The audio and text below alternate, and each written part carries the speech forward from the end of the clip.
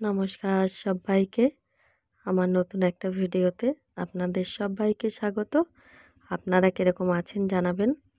আপনাদের আশীর্বাদ ও ভালোবাসায় আমি মোটামুটি ভালোই আছি। আগের থেকে অনেকটা সুস্থও আছি। তো আমি আজকে বাংলাদেশের একটা জনপ্রিয় রেসিপি আপনাদেরকে করে দেখাচ্ছি। তো আপনারাও দেখতে থাকুন, আশা করি আপনাদেরও খুব ভালো লাগবে। বাংলাদেশের মানুষেরা কিন্তু এই রেসিপিটা খুব পছন্দ করে। তো আমিও একটু করে দেখাচ্ছি। তো আপনারা দেখতে থাকুন। আমি প্রথমে কিন্তু মাছটাকে কেটে ধুয়ে একদম পরিষ্কার করে নিয়েছি। আর মাছটাতে আমি নুন, হলুদ আর একটু লেবুর রস মাখিয়ে রেখেছিলাম। ওই 10 মিনিটের মতো মাখিয়ে রেখে দিয়েছিলাম। 10 মিনিটের মতন মাখিয়ে রাখলে লেবুর রস আর নুন হলুদটা মাখিয়ে রাখলে মাছের ভেতরে কিন্তু নুনটাও চলে যাবে আর লেবুর রসটাও চলে যাবে। কোনো রকম কোনো আষ্টে গন্ধ থাকবে না। তো বাংলাদেশের লোকেরা কিন্তু লেবুটা দেয় না। তো আমরা তো খেতে পারি না, একটু আষ্টে গন্ধ ছাড়ে। তার জন্যই কিন্তু আমি লেবুর রসটা একটু মাখিয়ে রেখে দিয়েছিলাম। আর এখানে নিয়ে নিয়েছি আমি অল্প পরিমাণে একটু আদা কুচি আর পেঁয়াজ কুচি করে নিয়েছি, বড় সাইজের একটা আর একটা ছোট সাইজের। তো আমি আদাটাকে কিছুটা পেস্ট করে নিয়ে তার মধ্যে এবারে পেঁয়াজ কুচিটা দিয়ে দিলাম। এটাকেও কিন্তু আমি পেস্ট করে নেব। তো আমি এখানে রসুন ব্যবহার করিনি, কারণ কি এটা যেহেতু মশলাটা কষানো হবে না, তার জন্য আমি এখানে রসুন দেইনি। আপনারা চাইলে রসুন দিতে পারেন।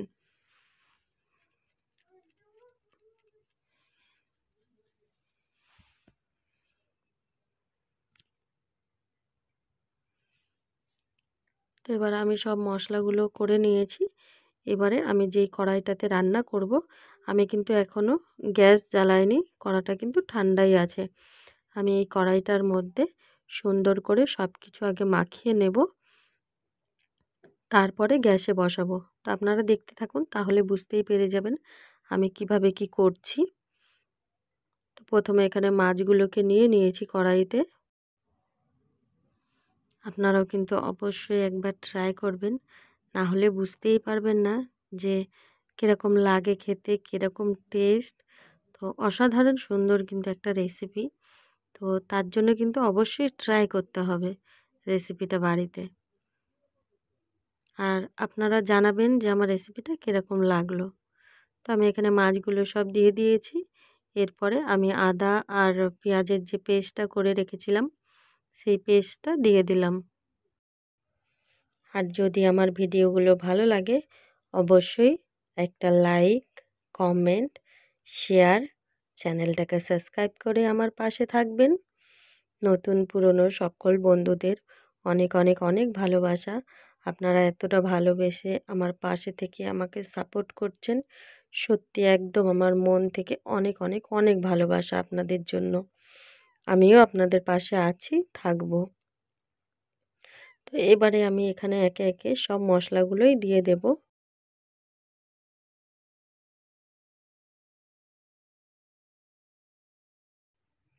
দিয়ে দেবো এখানে 1 চামচ পরিমাণে হলুদ গুঁড়ো,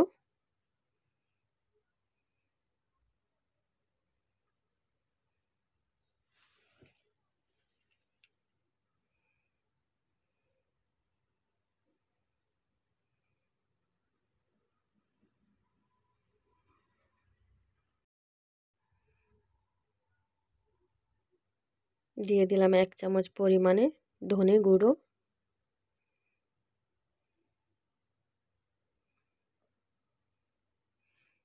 আর এই রেসিপিটা কিন্তু ঝালের অংশটা একটু বেশি দিতে হবে, তবেই কিন্তু ভালো লাগবে। তো আমি এখানে 2 চামচ পরিমাণ লঙ্কার গুঁড়ো দিয়ে দিয়েছি। আপনারা যদি ঝাল অতিরিক্ত খেতে চান, তাহলে কিন্তু এখানে লঙ্কার গুঁড়োর সাথে সাথে একটু কাঁচা লঙ্কা বেটে দিতে পারেন। আর দিয়ে দিলাম 1 চামচ পরিমাণ জিরে গুঁড়ো।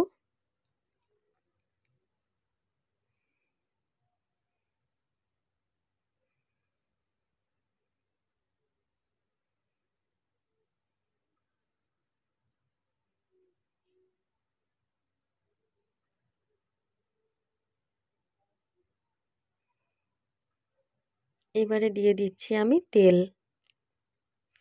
আমি কিন্তু আমার চামচটা যেহেতু বড়, তো আমি ওই ছোট চা চামচের ৮ চামচ মতো তেল দিয়েছি। তো তেলের পরিমাণটা আপনারা একটু বুঝে দেবেন।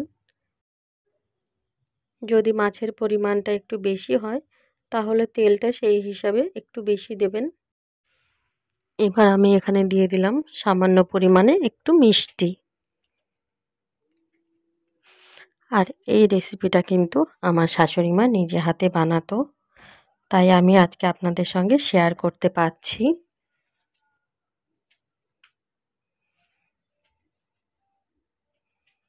এবারে দিয়ে দেব পরিমাণ মতো লবণ। লবণের পরিমাণটা অবশ্যই কিন্তু আপনারা বুঝে দেবেন। তারপরে যেহেতু মাছে নুন হলুদ মাখানো ছিল, সেই ক্ষেত্রে কিন্তু একটু বুঝে দিতে হবে নুনটা।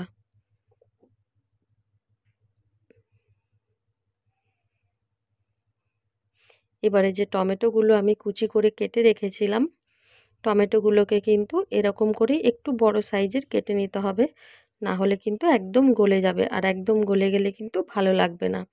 টমেটোগুলো বেশ একটু গোটা গোটা থাকবে, ভাতের সঙ্গে মেখে খেতে পারবেন, এরকম একটু সাইজ করে কেটে দেবেন। এবারে আমি সব কিছু দিয়ে দিয়েছি, খুব ভালো করে এবারে আমি আস্তে আস্তে আলতো হাতে মেখে নেব। খুব ভালো করে মাছের সঙ্গে মশলাগুলোকে মেখে নিতে হবে। মাছ, টমেটো সব কিছু যেন খুব ভালো করে তেল, মশলা সব কিছু যেন খুব ভালো করে মিশিয়ে মাখানো হয়। এরকমভাবে আলতো হাতে মেখে নিতে হবে। এই কাজটা কিন্তু একটু ধৈর্যের সাথেই করতে হবে।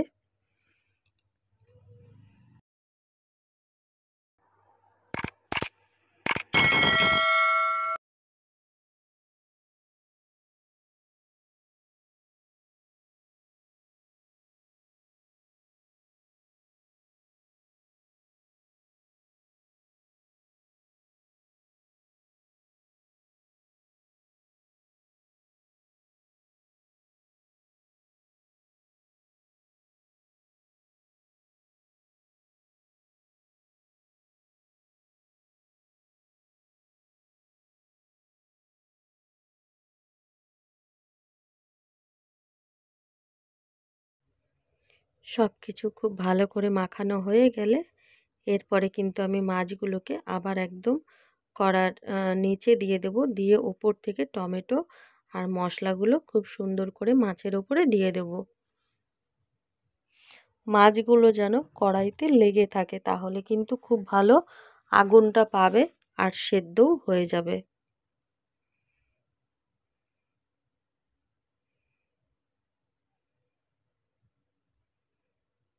আমি টমেটোগুলোকে সব ওপরের দিকে তুলে নিচ্ছি।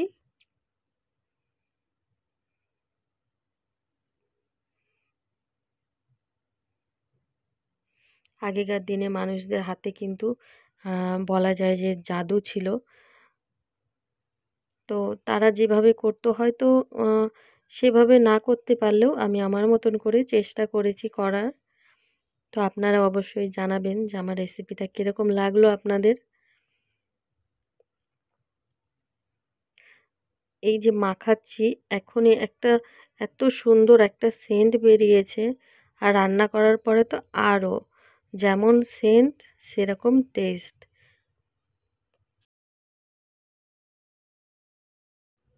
তো আমি সব কিছু কিন্তু খুব সুন্দর করে গুছিয়ে দিয়েছি।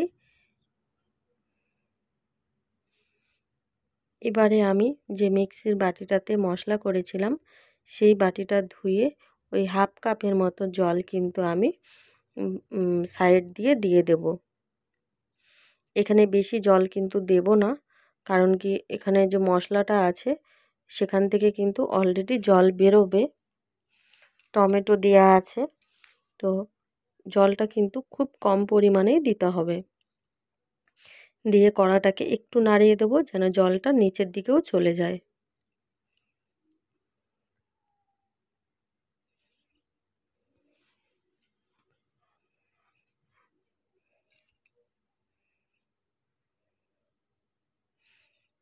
ঠিক এইভাবে আমি আস্তে আস্তে নাড়িয়ে দিয়েছি।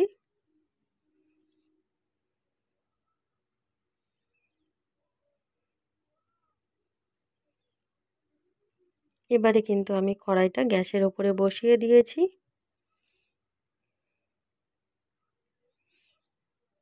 আর গ্যাসটাকে কিন্তু একদমই লোয়ে রাখতে হবে।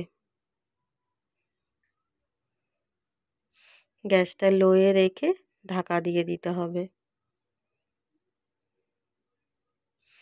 5 মিনিট ঢাকা থাকবে, তারপরে 5 মিনিট পরে ঢাকনা খুলে মাছগুলোকে একটু উল্টে দিতে হবে। আর এই কাজটা কিন্তু খুবই সাবধানে করতে হবে, যেন একটা মাছও না ভেঙে যায়। কারণ কি, মাছগুলো যখন সেদ্ধ হয়ে যায় তখন কিন্তু অনেকটাই নরম হয়ে যাবে মাছগুলো। আমি নিজেও উল্টাতে গিয়ে কিন্তু আমার 1-2টো মাছ ভেঙে গেছে। তাই আপনারা যখন করবেন এটা কিন্তু খুব সাবধানে করবেন। কারণ কি, মাছগুলো এতটাই সেদ্ধ আর নরম হয়ে যায় যে উল্টাতে গেলে খুব অসুবিধা হয়ে যায়। এই দেখুন, এই মাছটাই কিন্তু আমি উল্টাতে গিয়ে ভেঙে ফেলেছি। তো এর পরেরগুলো আমি ওই জন্য খুব সাবধানে, খুব আস্তে আস্তে করছিলাম।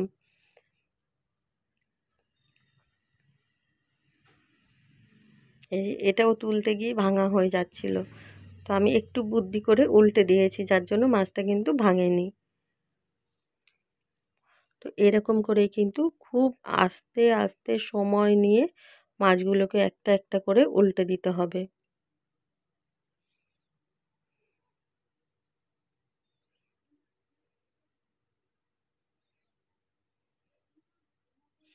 আর কি দারুণ যে একটা সেন্ট বেরিয়েছে, ওটা আমি ঠিক মুখে বলে বোঝাতে পারবো না।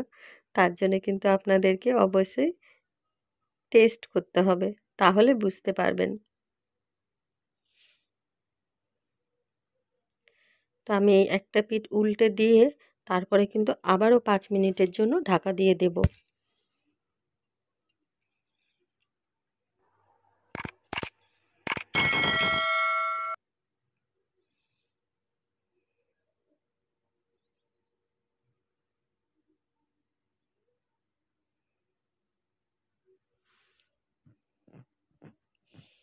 এরকম করে উল্টে দিলে কি হবে, দুটো পিঠই কিন্তু খুব সুন্দর করে সেদ্ধ হয়ে যাবে। মশলাগুলোও দুটো পিঠেই একদম সমানভাবে পাবে।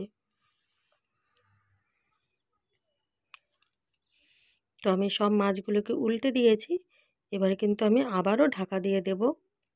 আবার 5 মিনিট পরে ঢাকনাটা খুলে আলতো হাতে নিচের থেকে একটু নাড়াচাড়া করে দেব।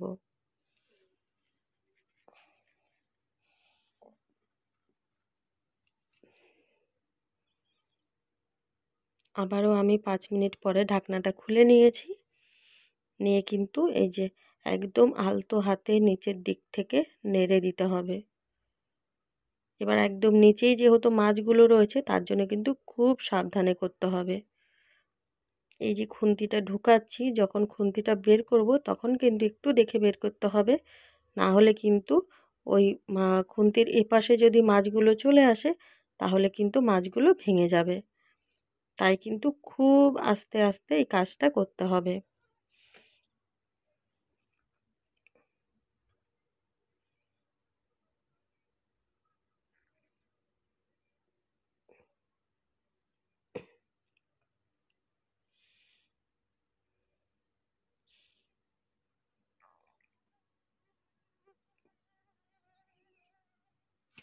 আর এই রেসিপিগুলো কিন্তু মানে একটু শীত শীত পড়লে তখনই কিন্তু বেশি ভালো লাগে এই রেসিপিগুলো।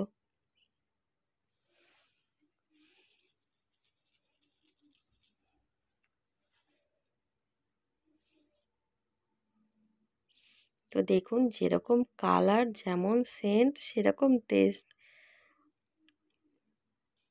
টেস্টটা তো আপনাদেরকে বোঝাতে পারবো না। তো তার জন্য আপনাদেরকে বাড়িতে ট্রাই করতে হবে।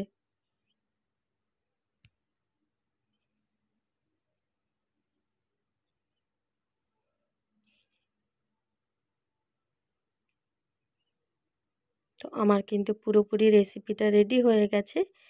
এবারে আমি ওপর থেকে ধনেপাতা কুচি দিয়ে নামিয়ে নেব রেসিপিটা।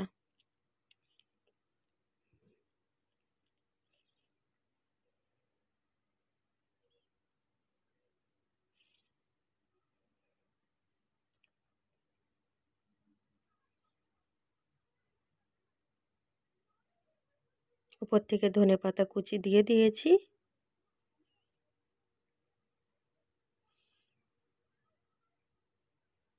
এবারে আমি নামিয়ে নেব।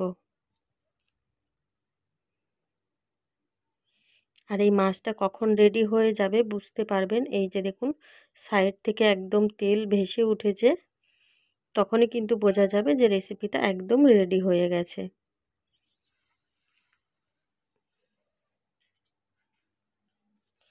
যতক্ষণ না তেল ভেসে উঠছে ততক্ষণ কিন্তু হবে না। ততক্ষণে যদি তেল না ভাসা পর্যন্ত যদি আপনি রেসিপিটা নামিয়ে দেন, তাহলে কিন্তু মশলার একটা কাঁচা কাঁচা গন্ধ থেকে যাবে। তার জন্য যখন এরকম তেলটা ভেসে উঠবে তখন মাছটা নামিয়ে নিতে হবে।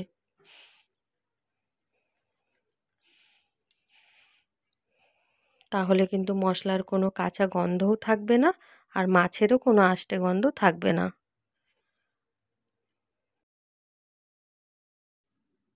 আর সবাইকে একটা কথা বলবো, প্লিজ ভিডিওটা কেউ স্কিপ করে দেখবেন না, সবাই ফুল ওয়াচ করার চেষ্টা করবেন।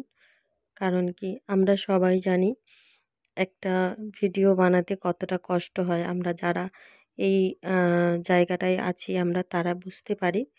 তো প্লিজ সবার কাছে অনুরোধ রইল, ভিডিওটা কিন্তু ফুল ওয়াচ করবেন, কেউ স্কিপ করে যাবেন না।